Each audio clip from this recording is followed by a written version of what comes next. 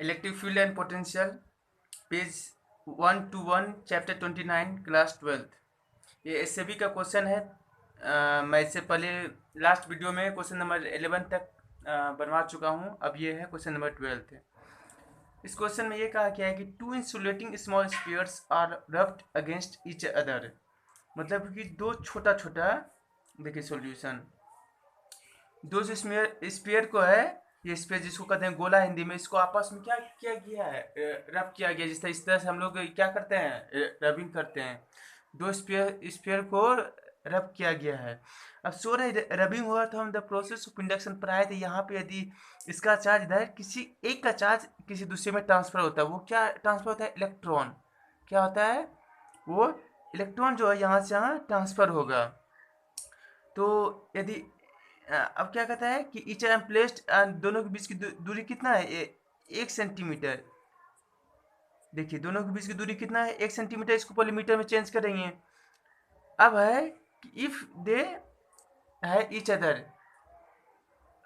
देखिए पहले हम इसको हिंदी में समझा देते हैं क्वेश्चन को। टू इंसुलेटिंग मतलब वो इंसुलेटिंग स्मॉल स्पेस, मतलब कंडक्ट न करता हो। Are rubbed against each other, मतलब अगेंस्ट मतलब एक दूसरे के साथ ऐसे ऐसे रब किया गया हो।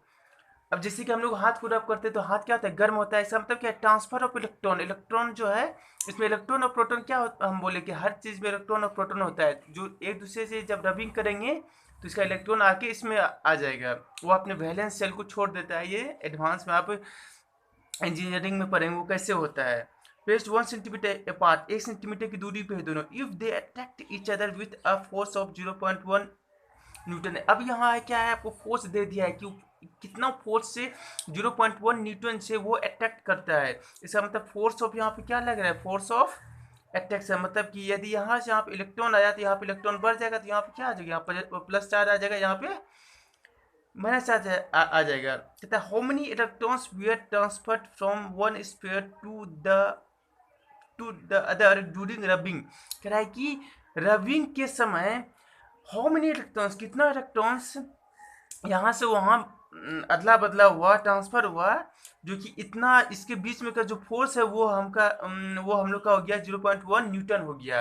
तो हमको नहीं पता है कि कितना, तो टोटल इलेक्ट्रॉन ही ट्रांसफर होता है। मैं बोले टोटल, इसको क्या मान लेते हैं, एन। ये क्या है, चार्ज है, ये एन है, ये टोटल। देखिए चार्ज क्या होता है, इलेक्ट्रॉन का चार्ज और टोटल नंबर ऑफ इलेक्ट्रॉन और उस पर चार्ज, तो यही तो टोटल चार्ज होता है। बस यही समझना है, इसमें समझने की बात यही है। सिंपल है कि जब जब हम रबिंग करेंगे तो इलेक्ट्रॉन ट्रांसफर होगा, और क्या क्या फोर्स लग रहा है। इसका मतलब एक जो है ये प्लस क्यू हो गया, और एक क्या हो गया, माइनस क्यू। यहाँ पर चार्ज आ गया, यदि यहाँ से इलेक्ट्रॉन आया तो यहाँ इलेक्ट्रॉन ज़्यादा, तो ये यहाँ निगेटिव हो गया, यहाँ पे पॉजिटिव होगा क्योंकि इसका इलेक्ट्रॉन इधर आ गया। इस पे इलेक्ट्रॉन ज़्यादा आ गया, तो जो चीज़ इस पे ज़्यादा है वो शो करेगा। इस पे अब ज़्यादा क्या हो गया, इलेक्ट्रॉन घट गया, अब ज़्यादा क्या हुआ, पॉजिटिव चार्ज, तो यहाँ पॉजिटिव चार्ज इस पे शो करेगा। ये प्लस को और ये माइनस को, अब हम बोले कि यदि चार्ज रुका हुआ है, इन दोनों के बीच की यदि दूरी पता है, दोनों का मैग्नीट्यूड पता है, दोनों के बीच में क्या लगेगा, कितना है, 1 सेंटीमीटर है, और मेरे को फोर्स दिया हुआ है। तो हमको तीन चीज़ चाहिए फोर्स में। हमको क्या चाहिए, देखिए तीन चीज़ चाहिए कि क्यू, अब जितना इलेक्ट्रॉन ये है, अब देखिए Q1 Q2 क्या होगा, ये Q1 है, ये Q2 है, ये आर स्क्वायर। इस बार फोर्स दिया हुआ है, आर दिया हुआ है, Q1 Q2 कर रहा है, और कुछ क्वेश्चन में नहीं दिया हुआ है। इसका मतलब ये है कि इक्वेशन मेरा एक है, और ये पता है, ये भी पता है, ये दोनों नहीं पता है, तो ऐसा हो नहीं सकता। एक इक्वेशन में एक ही अननोन, मतलब एक ही चीज़ है जो हमको नहीं पता रहना चाहिए। यदि दो इक्वेशन आता है तो वहाँ पे दो चीज़, क्योंकि यदि ये भी नहीं पता है, ये भी नहीं पता है, इक्वेशन एक ही है, मतलब दो अननोन है, मतलब दो चीज़ नहीं पता है, इसे को अननोन करते हैं, तो क्या इक्वेशन कभी सॉल्व नहीं होगा। एक इक्वेशन है तो एक ही अननोन होना चाहिए। इसका मतलब ये है, ये जो Q1 और Q2 है वो आपस में क्या है, बराबर है। वो आपस में क्या है, बराबर। वो कितना है, इतना है, वो Q है, Q बराबर NE है। क्योंकि जितना है, यानी यहाँ से यहाँ 5 इलेक्ट्रॉन आया, एग्जाम्पल, ये यहाँ से यहाँ कितना आया, 5 इलेक्ट्रॉन आया, तो यहाँ पे +5 ही ना प्रोटॉन रहेगा, ऊपर पे दिखेगा। उन्हीं दोनों के बीच में ना फोर्स ऑफ अट्रैक्शन लगेगा। इस क्वेश्चन में कुछ भी नहीं है, साधारण ये फॉर्मूला लगना है, आपका क्वेश्चन आ जाएगा, मैं अभी सॉल्व भी कर दूंगा। लेकिन समझने की बात ये है कि Q1 और Q2 बराबर क्यों होते हैं। फर्स्ट कारण, ये फोर्स दिया हुआ आर दिया हुआ तो इसके बारे में कुछ नहीं सोचना है, ये सेंटीमीटर में इसको मीटर में चेंज करेंगे। लेकिन Q1 और Q2 दिया हुआ है दोनों बराबर, क्योंकि एक इक्वेशन है, एक ही अननोन होना चाहिए। इसका मतलब Q1 Q2 बराबर होगा, और सच में बराबर होगा। वो यहाँ से हम कह दिए इक्वेशन से कि ये दोनों बराबर होगा, और वो क्यू होगा, ये क्यू। वो क्यू क्या होता है, नंबर ऑफ इलेक्ट्रॉन इंटू इस पर चार्ज, तो इस पर चार्ज कितना होता है 1.6 इंटू 10⁻⁻19 कूलम, यही ना चार्ज होता है। इलेक्ट्रॉन पे चार्ज क्या होता है, यही होता है कि इलेक्ट्रॉन की संख्या यदि 5 है, 5 इंटू इतना 10 है, जितना भी ये ट्रांसफर हमको नहीं पता, हम एक एग्जाम्पल की करें। यदि 5 आया होगा, यहाँ पे -5 तो यहाँ +5, अब इसी -5, अब इसके पहले जो भी इसमें इलेक्ट्रॉन प्रोटॉन तो पहले से भी होगा, लेकिन उसको हमको ध्यान में नहीं देना कि सर पहले से भी होगा, बहुत होगा, कितना गिनेंगे, कितना आया, नहीं।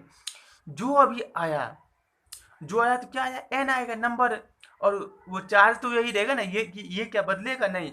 हमको क्या यहाँ माइनस प्लस से कोई लेना देना है, हम जानते हैं कि यहाँ माइनस होगा, लेकिन यहाँ तो हमको मैग्नीट्यूड लिखना है, माइनस प्लस से कोई लेना देना नहीं है। तो वो एन ही हमको, देखिए एक ही अननोन है, और ये ई पता है कि कितना ये है, और एन नहीं पता है, तो एक इक्वेशन एक अननोन, मतलब एक इक्वेशन है और एक ही चीज़ है जो हमको पता नहीं है, तो हमको इक्वेशन सॉल्व हो जाएगा। हाँ हो जाएगा। अब तो अब चलिए, अब बस यही चीज़ है, जो चीज़ हमको समझाना था वो यहाँ से यहाँ तक था फिजिक्स से। अब सीधा मैथ है। अब फिजिक्स में क्या समझाना था वो मैं आपको समझा दिया हूँ। बस एन ई कैसे हुआ, Q1 Q2 बराबर कैसे हुआ, और एन ई नंबर ऑफ, क्योंकि ट्रांसफर होगा नंबर ऑफ इलेक्ट्रॉन्स, क्या सिर्फ इसको लिख सकते हैं, नहीं, क्योंकि कितना ट्रांसफर हुआ, 5 हुआ, 6 हुआ, ये 5 हुआ, तो 5 इंटू इतना टोटल चार्ज हो गया नहीं। ये यहाँ पे क्या लिखते हैं, टोटल चार्ज, 5 तो नंबर हुआ, इंटू इसमें कहीं टोटल चार्ज है। तो अब देखिए, अब बस इस पे वैल्यू रखते जाइए, आपका आंसर आ जाएगा। एफ कितना है आपका, देखिए एफ कितना है, 0.1 है। एन उन कुछ नहीं लिखते हैं, और के का मान कितना होता है 9 इंटू 10⁻9, और ये Q1 Q2 ये कितना हो गया एन ई, ये भी एन ई, एन ई हुआ। और ये आपका आर कितना है, देखिए आर 1 सेंटीमीटर, तो 1 सेंटीमीटर को 100 से डिवाइड देते हैं, और स्क्वायर स्क्वायर करते हैं मीटर में। अब देखिए यहाँ से, अब बस जैसे मैथ सॉल्व, अब यहाँ से फिजिक्स समाप्त हुआ, सिर्फ मैथ है। यदि जो मैथ में एक्सपर्ट है वो अपने तरीके से पर मैं इसको विस्तार से बताऊंगा, क्योंकि मैं सबके लिए बता रहा हूँ। डेसिमल उड़ाएंगे, ये 10 हुआ, 9 10⁻9, N square into E square होगा, तो ई स्क्वायर कितना है 1.6, तो 1.6 का स्क्वायर 2 बार, और 10⁻−19 का स्क्वायर हो जाएगा, तो इसको भी 2 बार लिखेंगे। देखिए इसको, इसी चीज़ को हम 2 बार लिखे, बस इसको एक साथ लिखे, एक साथ लिखे हैं, और कुछ नहीं, बस ये अब इधर सुधर करना और कुछ नहीं है। ये कितना हो जाएगा, ये हो जाएगा आपका 1/10 कितना हो जाएगा 4 हो जाएगा, और ये इसको क्या करेंगे ऊपर भेज देंगे।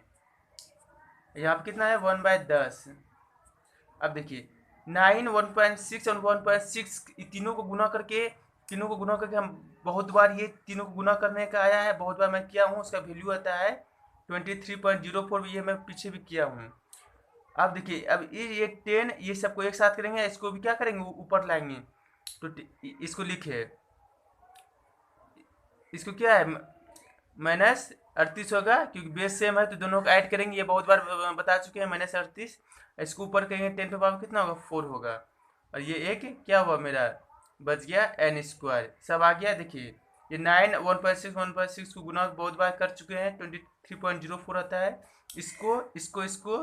इसको लिखे, इन दोनों को ऐड किए, -38, इसको ऊपर किए, 10 पावर +4, ये प्लस है, ये दोनों ऐड होगा, ये अब तीनों का बेस सेम है, तीनों के बीच में गुना है, इस 10 को भी यहाँ पे लाते हैं, इधर क्या बचेगा आपका, ये एन स्क्वायर है,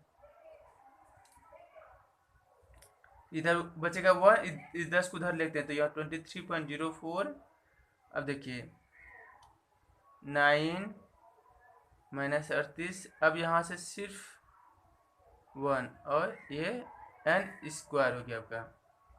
अब देखिए यदि इसको हम गुना नहीं भी करते हैं, तो यहाँ पे गुना का कोई मतलब आप कह सकते हैं कोई लेना देना भी नहीं है, यदि आप उसको नहीं भी करते हैं तो, क्योंकि साधारण क्या है, हमको यहाँ स्क्वायर है, वो स्क्वायर भी निकालना है, यदि हम कर भी दिए हैं तो कोई दिक्कत नहीं है। नहीं भी करेंगे कोई दिक्कत नहीं, तो इसलिए इसके स्थान पर फिर से हम लिखते हैं क्या, 9 इंटू 1.6 1.6। अब इसको देखिए, इस सबको देखिए, 9 एक 10, 10 4 14, ये कितना हुआ, 14 हुआ, ये -38 हुआ, ये +14 हुआ, -38 हुआ। और इसका भी ये उड़ा देते हैं, ये 10 10 कितना हुआ, 100 हुआ। अब इस 100 को क्या करेंगे, 10 पे पावर 100 है तो 10 पे पावर +2 है, यहाँ ऊपर आएगा -2 हो जाएगा, क्या होगा, -2। तो अब देखिए यहाँ पे, और यहाँ पे फिर से n²। अब देखिए 1 9 16 16 ये है क्योंकि ये स्क्वायर रूट है, इसलिए मैं इस फॉर्म में लाया हूँ, क्योंकि वहाँ n² है। 10 पे पावर 14 -38 और 10 पे पावर -2। अब देखिए ये सबको एक साथ कीजिए, ये 14 -38 और -2 कितना हुआ, 14 -40 कितना हुआ, 26 -26 आया आपका, इंटू n²। अब देखिए 16 इंटू 16 आया -26 और n²। अब इस सभी को, ये गुणोम है, ये इक्वल किधर आएगा, डिवीजन में होगा, तो इसको इधर लिखते हैं, इसलिए n², ये 1/9 गुना 16 गुना 16 10 पावर -26। ये नीचे है, ये गुणोम है, ऊपर जाएगा तो ये क्या हो जाएगा, प्लस में हो जाएगा, 10 पे पावर 26 प्लस है, और ये 9 गुना 16 गुना 16। अब देखिए सब स्क्वायर में आ गया। अब इस स्क्वायर रूट को, इसलिए n यहाँ पे स्क्वायर रूट ले लिए, 10 पे पावर 26, 9 गुना 16 गुना 16, यहाँ के कितना हुआ, 10 पे पावर 13, इसका आधा आएगा, यहाँ 9 का ये 3 आ जाएगा, यहाँ एक कितना आ जाएगा, 16 आ जाएगा। अब देखिए 16 कितना होगा, 48, और 10 पे पावर 13 को लिखते हैं 100 इंटू 10 पे पावर 11। ये 100 मतलब 10 पे पावर 2, 100 मतलब 10 पे पावर 2 इंटू 10 पे पावर 11, तो ये कितना हो जाएगा आपका, 10 पे पावर 13 होगा, ये दोनों प्लस है, तो इसको तोड़ के लिखिए, क्योंकि आंसर में आपका 10 पे पावर 11 है, इसलिए उस फॉर्म में लिखना जरूरी है कि जो फॉर्म में आपका आंसर दिया हुआ है। अब देखिए n बराबर, इन दोनों को डिवाइड कीजिए, 100 में 48 से भाग दीजिए, और इसको 10 पे पावर 11 को यहाँ पे लिखिए। अब 100 में 48 से भाग दीजिए, 48 से हम भाग दिए 100 में, 2 बार में कितना हुआ है, 96, 4 उतरा 0.0, 4 नहीं खाएगा, 5 अभी भी नहीं खाएगा, तो एक और 0 0। अब कितना बार में खाएगा, शायद 9 9 नहीं 8 बार में खाएगा, तो आपका आ गया 8 बार में 28 64 के 6 8 चुके 32 6 38, 32 6 38, तो इतना आगे। अब आगे नहीं, यहाँ 2 अंक तक मिल गया, आगे नहीं खिलाएंगे, तो 2.08। लेकिन आपका n जो है वो आपका देखिए 0.08 को बहुत छोटा है, इसको ये 5 से बड़ा है, तो इसमें ऐड करेंगे 1 होगा, तो 0.1, लेकिन आंसर आपका 2 में है, साधारण 2 भी इसको 0.28 को इसको इक्विवेलेंट मतलब इसको 2 लिख सकते हैं, और 10 पावर 11 ये आपका, ये 11 नहीं है, इक्विवेलेंट है, मैं इसके बराबर, एक दिन दिक्कत होगा समझने में। तो ये आपका आंसर आ गया। देखिए इसमें, तो हम बोले इसमें कुछ समझने लायक नहीं था, बस समझने लायक था क्या, ये था कि ये क्योंकि रबिंग करेंगे तो श्योर है कि प्रोटॉन ट्रांसफर नहीं होता है रबिंग में ट्रांसफर होता है इलेक्ट्रॉन। तो इस क्वेश्चन में सीखने वाली बात ये है कि हमको फोर्स दिया हुआ है, डिस्टेंस दिया हुआ है, तो एक फर्स्ट है कि एक इक्वेशन है, तो एक ही चीज़ ऐसा रहना चाहिए कि हमको इसमें पता नहीं रहना चाहिए, लेकिन Q1 Q2 दोनों चीज़ नहीं पता था, इक्वेशन एक ही था, तो ये इक्वेशन कभी सॉल्व नहीं होगा, क्योंकि मैथ में ऐसा ये में यहाँ से मैथ होता है, मैथ में है कि एक इक्वेशन में एक ही चीज़ हमको पता नहीं रहना चाहिए। तो भाई Q1 Q2 दोनों चीज़ नहीं पता है, तो हम जानते हैं कि Q1 Q2 बराबर होगा, वो Q होगा और वो N ही होगा। क्यों होगा, क्योंकि यहाँ पे फोर्स का दिया है, फोर्स ऑफ अट्रैक्शन लग रहा है, क्या हो रहा है देखिए, इस तरह पे if they attract each other, देखिए है ना, अट्रैक्ट मतलब वो फोर्स को क्या लग रहा है, अट्रैक्शन लग रहा है, कितना फोर्स का, इतना फोर्स का अट्रैक्शन लग रहा है इसमें। तो यदि फोर्स ऑफ अट्रैक्शन लगेगा, आज जब हम रफ करेंगे तो श्योर है, यदि पाँच इलेक्ट्रॉन यहाँ से यहाँ गया, तो यहाँ पे +5, तो 5 प्रोटॉन की संख्या ज़्यादा हो गया, कितना हुआ, +5 चार्ज ही ना ऊपर पे इंडिकेट करेगा, यहाँ जितना गया तो उतना ही माइनस, क्योंकि बिना रबी रबी मतलब इसको घिसना, बिना घिसे यदि हम नहीं घिसेंगे तो ये इंसुलेटिंग है, दो है इंसुलेटिंग मतलब ये दोनों क्या है, कंडक्ट नहीं कर सकता अपने आप से। यदि नहीं करेगा तो इसको हम रब करेंगे, यदि रब किए तो श्योर है कि दोनों में हीट होता है, हीट होता है जिसको कहते हैं फ्रिक्शन के कारण। हीट क्यों होता है? फ्रिक्शन के कारण, क्यों? फ्रिक्शन है। अब जब हीट इसलिए होता है कि वो गर्म होता है और ज़्यादा कीजिएगा तो ये, जैसे कि दो पुराने ज़माने में सुनते होंगे, दो गिट्टी को लगने से आग पैदा होता है, तो वही कारण है। वो इलेक्ट्रॉन जो है वो कुछ देर में इलेक्ट्रिसिटी मतलब आग में परिवर्तित हो जाता है।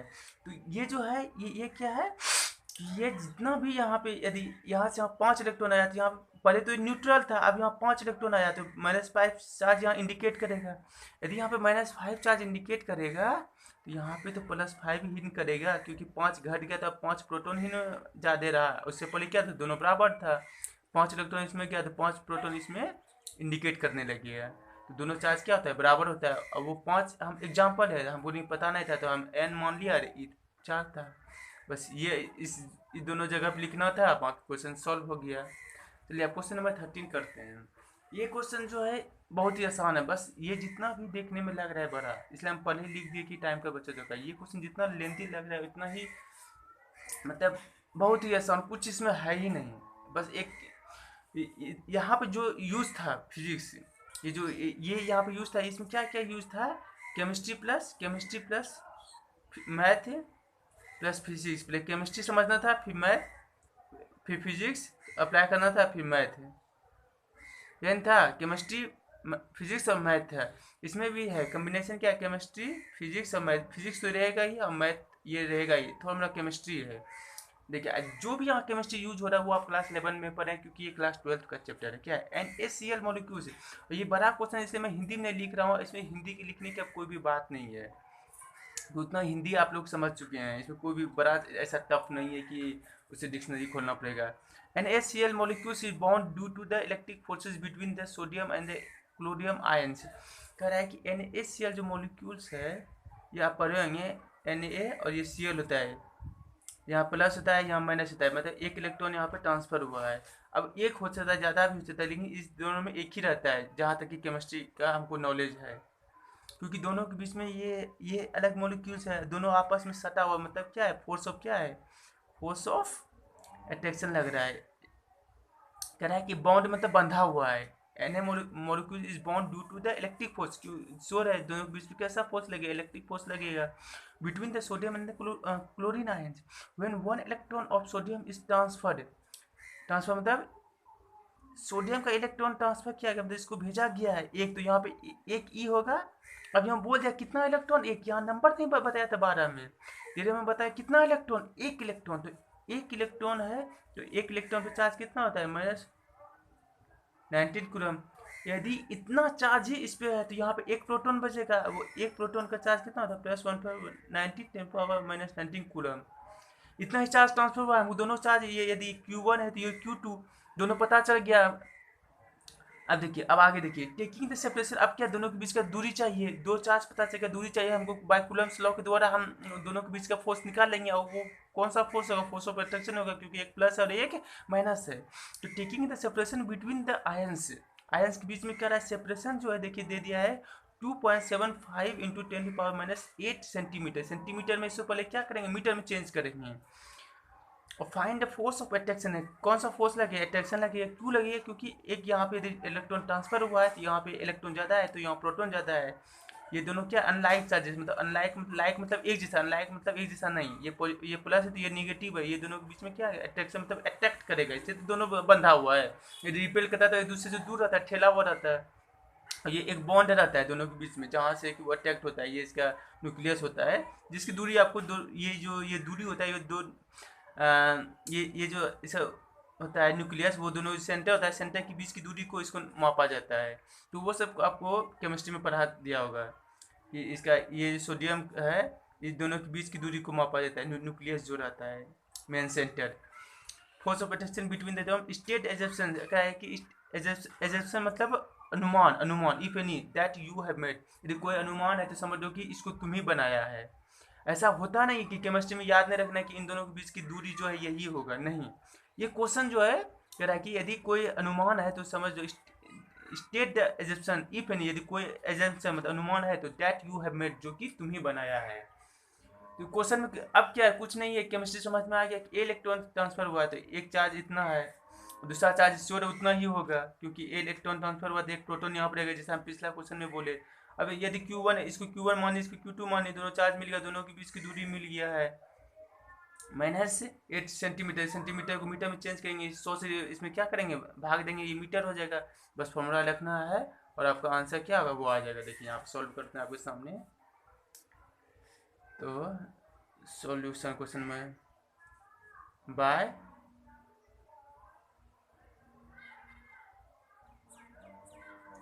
कूलम्ब्स लॉ के द्वारा क्या होता है, फोर्स वेक्टर है के Q1 Q2 और R², तो ये फोर्स के का मान रखते हैं 10⁻⁻⁹ Q1 है 1.6 × 10⁻⁻⁹ 6 × 10⁻⁻⁹, ये था 2.75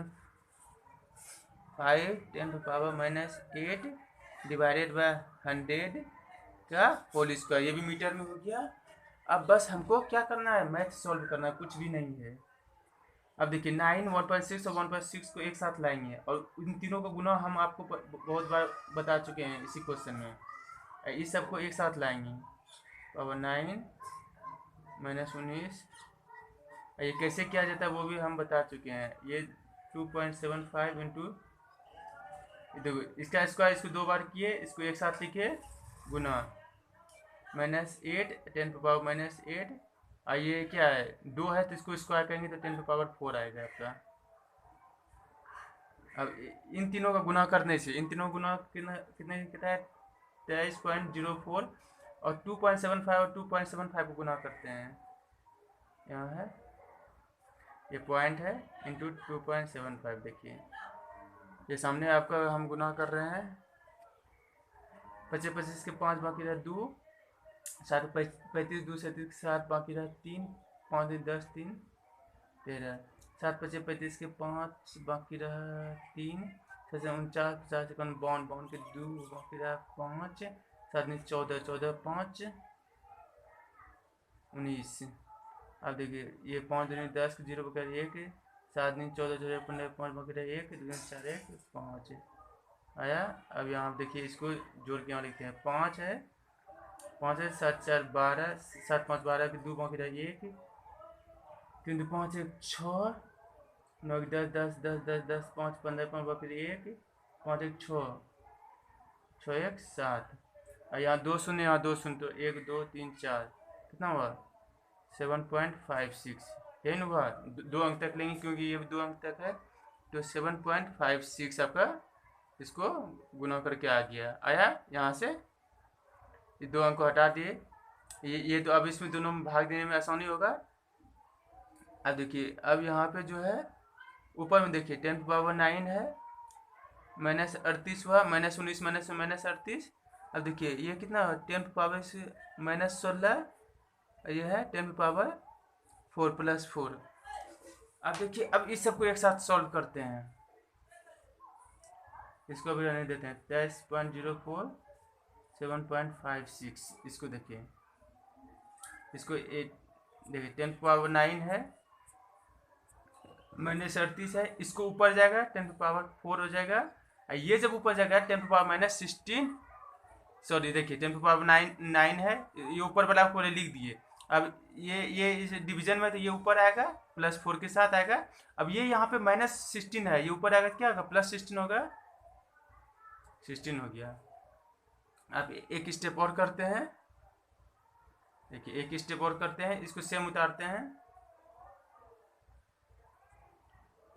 इस सबको सेम उतार दिए, यहाँ पे इसको गुना कर दिए, क्योंकि ये सॉल्व करने में आसानी होता है इसलिए इसको एक साथ लिखते हैं और 10 पे पावर जितना उसको एक साथ सॉल्व करते हैं। अब देखिए कितना हुआ, ये भी प्लस है तो 16 4 20, 20 9 29, ये +29 और ये -38, 38 में अब देखिए इसको लिखिए यहाँ,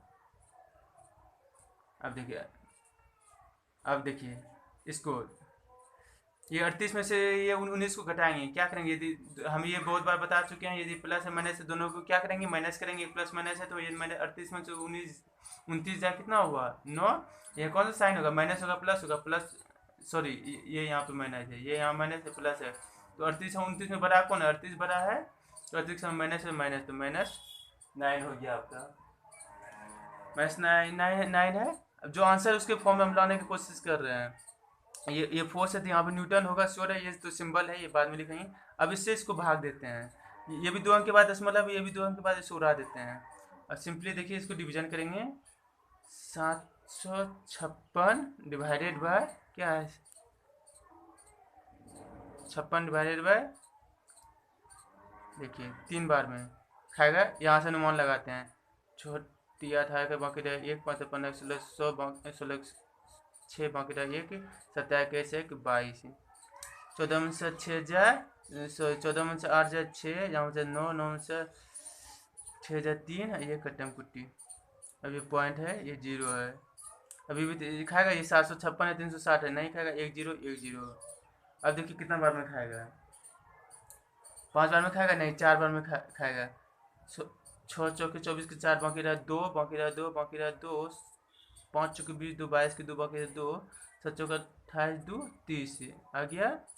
तो अब इसको जो भी घटा खाएगा, अब 2 अंक तक हमको मिल गया है, तो हम यहाँ पे लिख देंगे, यहाँ है 2 अंक तक लिख दिए। यदि यहाँ पे आंसर जो है यहाँ पे शायद 3.05 है, तो 1 अंक तक और करके हमको आपको दिखा देते हैं कि यहाँ 5 से बड़ा होगा तो इसमें 1 ऐड कर देंगे। यहाँ आप देखिए इसको माइनस करते हैं, इसको माइनस करते हैं, कितना होगा, 10 में से 4 जाए 6, यहाँ बचा 9 में से 2 जाए, 9 में से 2 जाए 7, यहाँ बचेगा 5, तो आपका यहाँ 576 आएगा, 576, ये दशमलव में एक और शून्य देते हैं।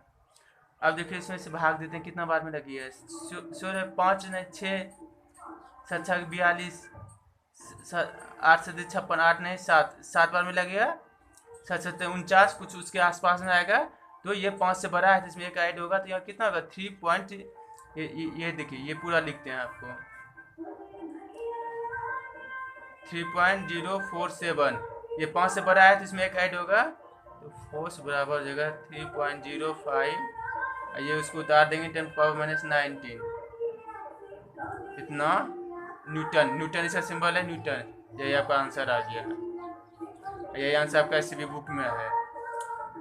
तो इस तरीके से इसमें सीखना क्या था, देखिए क्वेश्चन नंबर जो 13 था, देखिए ना हम आपको पहले ही बोले कि ये देखने में जितना बड़ा है उतना बड़ा होता नहीं है, क्योंकि कभी कभी जो क्वेश्चन आपको ऐसा मेंस और एडवांस में भी मिलेगा कि जो क्वेश्चन देखने में बहुत बड़ा है, तो अक्सर स्टूडेंट क्या करते हैं उसको छोड़ देते हैं कि वो बाद में करेंगे, इतना पढ़ने में टाइम है, लेकिन सबसे कम समय में बनने वाला क्वेश्चन वही होता है जो कि सबसे बड़ा दिखने में रहता है। कुछ भी नहीं था इसमें, हल्का सा केमिस्ट्री यूज था, आपको बता दिया था कितना इलेक्ट्रॉन रबिंग करेंगे, 11th में पढ़े हैं, फर्स्ट चैप्टर में ये प्रोसेस रबिंग, नहीं सॉरी 11th में नहीं पढ़े हैं, तो इलेक्ट्रिक फील्ड का हम शुरू में भी पढ़ा दिए, एनसीईआरटी में भी टिक लगाए हैं, प्रोसेस ऑफ इंडक्शन होता है, वो यदि रब करते हैं एक इलेक्ट्रॉन दूसरे इलेक्ट्रॉन से क्या होता है, ट्रांसफर होता है, ये रबिंग जो ये होता है किसके कारण से होता है, फोर्स ऑफ फ्रिक्शन के कारण, जिसके कारण से हीट होता है, हीट भी पैदा होता है यदि ज़्यादा रब कीजिएगा तो। और रबिंग में क्या होता है कि ये करते करते करते करते जो है, ये आप इंजीनियरिंग में पढ़ेंगे, ये जो इसका वैलेंस बॉन्ड होता है जहाँ पे, या कोवैलेंस बॉन्ड होता है जहाँ पे इलेक्ट्रॉन रहता है, वो क्या होता है धीरे धीरे टूट जाता है कमज़ोर होने के कारण, और टूटने के बाद वो जो है दूसरे में ट्रांसफ़र हो जाता है, वो जैसे टूटेगा ऊपर आ जाएगा, ये इसमें कूद के आ जाता है। तो ये अब आगे पढ़ेंगे, पर अब अभी तक ही ये समझिए कि रबिंग करने से क्या होता है, ट्रांसफर ऑफ इलेक्ट्रॉन होता है। को पूछेगा क्या प्रोटॉन भी ट्रांसफर होता है, नहीं, प्रोटॉन कभी भी नहीं ट्रांसफर होता है।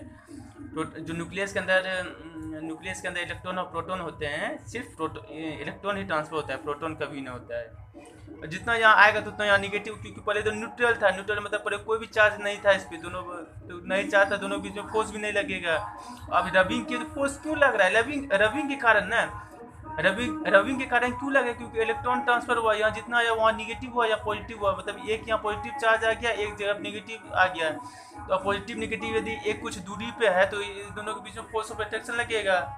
ये चीज़ आप पढ़े हैं, ये चीज़ मैं पढ़ा भी चुका हूँ, क्योंकि ये स्टैटिक फोर्स है, बाय कूलम्स लॉ के द्वारा के F इक्वल टू के Q1 Q2 डिवाइडेड बाय दोनों के बीच की दूरी, वो फोर्स लगेगा ही लगेगा।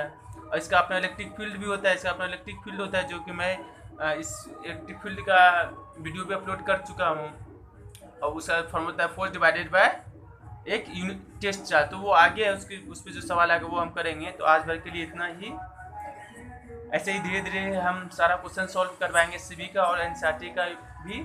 तो यदि आप मेरे वीडियो को देख रहे हैं तो प्लीज़ लाइक करें, शेयर करें दोस्तों के बीच में, और सब्सक्राइब करना भी ना भूलें। Thank you.